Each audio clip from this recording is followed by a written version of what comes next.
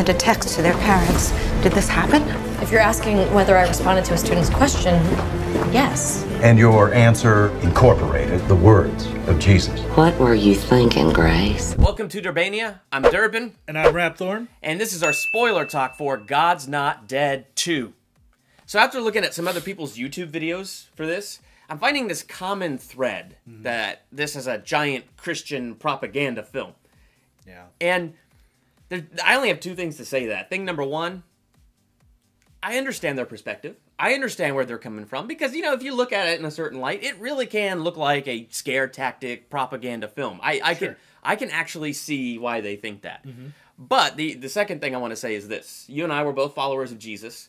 And coming from that perspective, yeah, this is not my favorite movie that I've seen, but I will say I did not see this as a propaganda thing.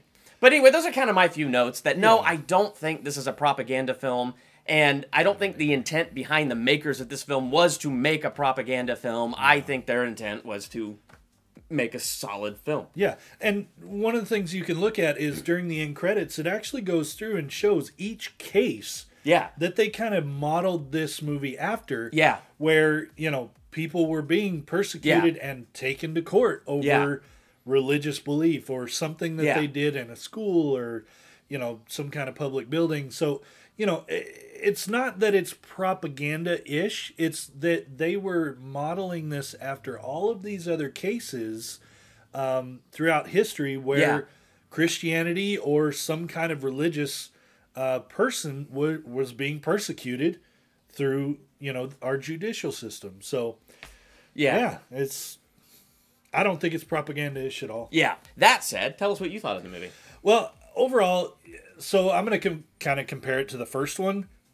Much better. Yes, I do agree. I do agree. There was much less hokiness, which Christian films tend to kind of get on track with a lot of corny, kind of hokey things where you're just like, oh, okay, come on, let's move it along. Yeah.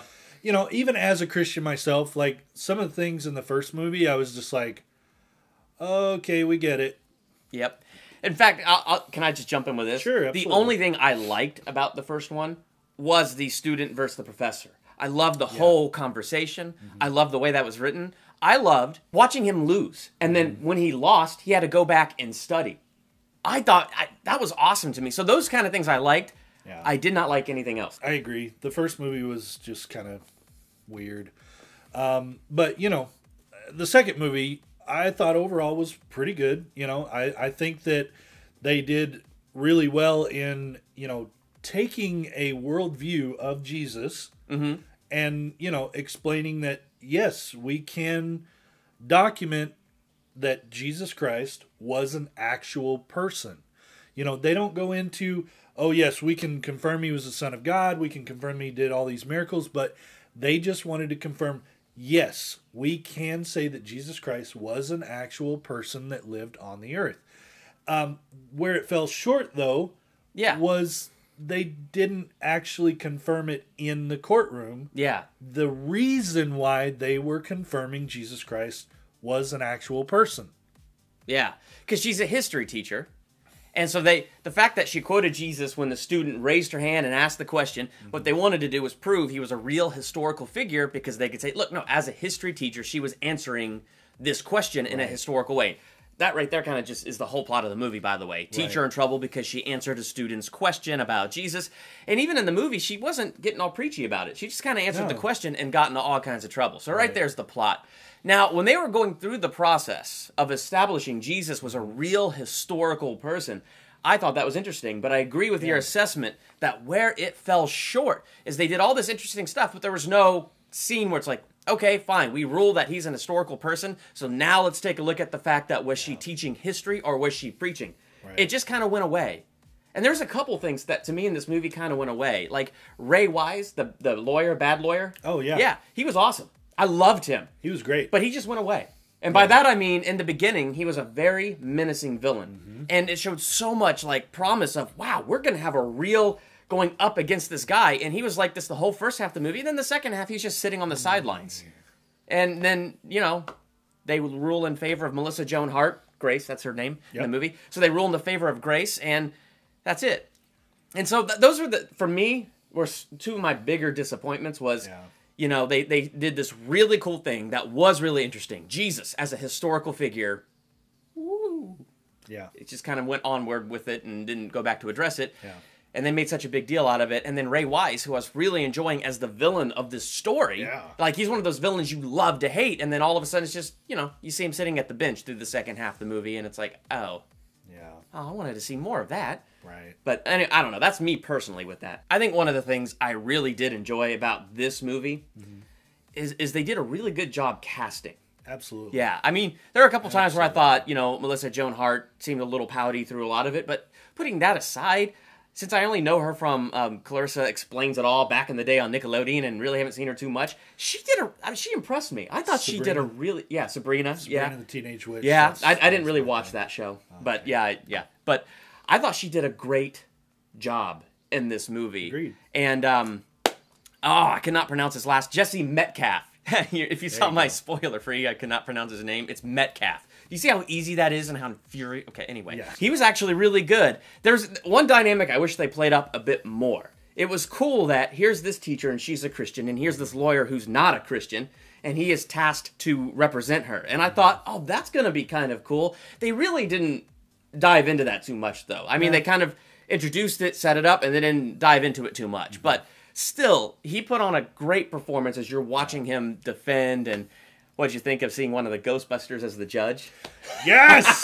Winston! Yes! Oh my Love gosh, that was cool. And it. I mean, the judge didn't do much, but he still did good. Yeah. I don't know. So I enjoyed Ray Wise was my favorite. He was my favorite character.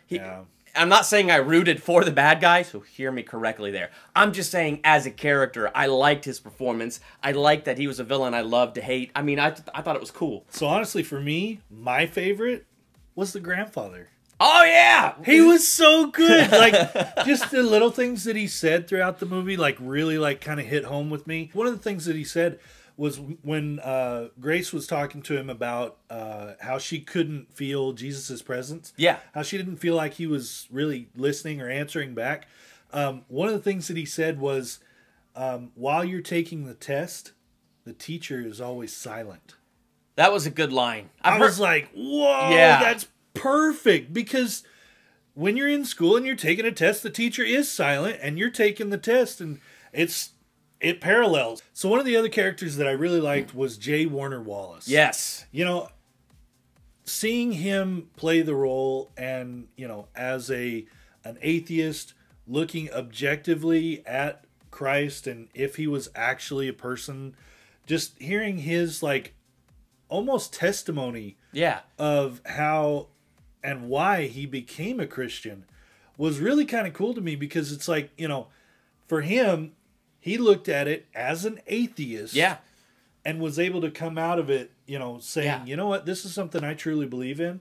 And it's really awesome. He didn't just look at it as an atheist. He was a detective and going through it like he went through the Gospels like they were forensic files and testimonials, and then the way that they actually go through that to find holes and poke holes to see which testimony is a lie, which testimony is true. Exactly. He described it way better in the movie about how he went about it, and I cannot regurgitate that. But what I will say is when he was going through that, I thought that was really, really fascinating. Agreed. Oh, we got to talk about this. We got to talk about the Newsboys concert towards the end. Yeah, go ahead. It's the elephant in the room. Let's talk about it.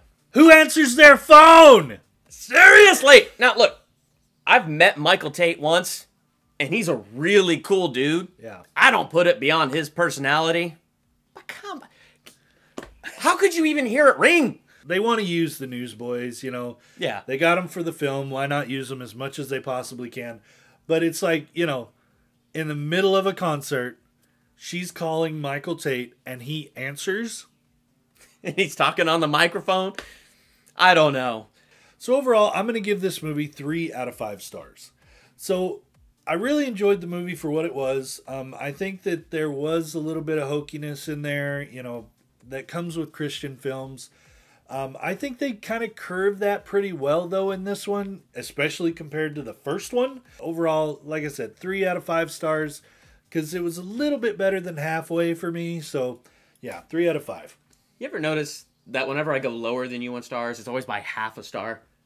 Why? I don't know. It's unintentional. I just noticed that I keep doing that because in my spoiler-free, I gave it 2.5 out of 5 stars. Wow. And the reason being is because I think I probably found it a bit more corny than you. And some of those corny things took me out of the moment. Yeah. So the movie actually ended up feeling a little bit longer for me than it probably actually was. Sure. But still, like I said, I enjoyed the courtroom scenes. I thought that stuff was pretty well written. A few things, but otherwise I thought it was a pretty well written story and compelling characters and actors and things like that.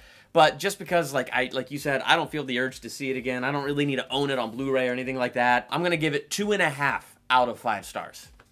All right. So let us know what you guys thought of the movie in the comment section below. Don't forget to subscribe. Check us out on Facebook and Twitter. I'm Rhapthorne. I'm Durban. Thanks for checking out Durbania.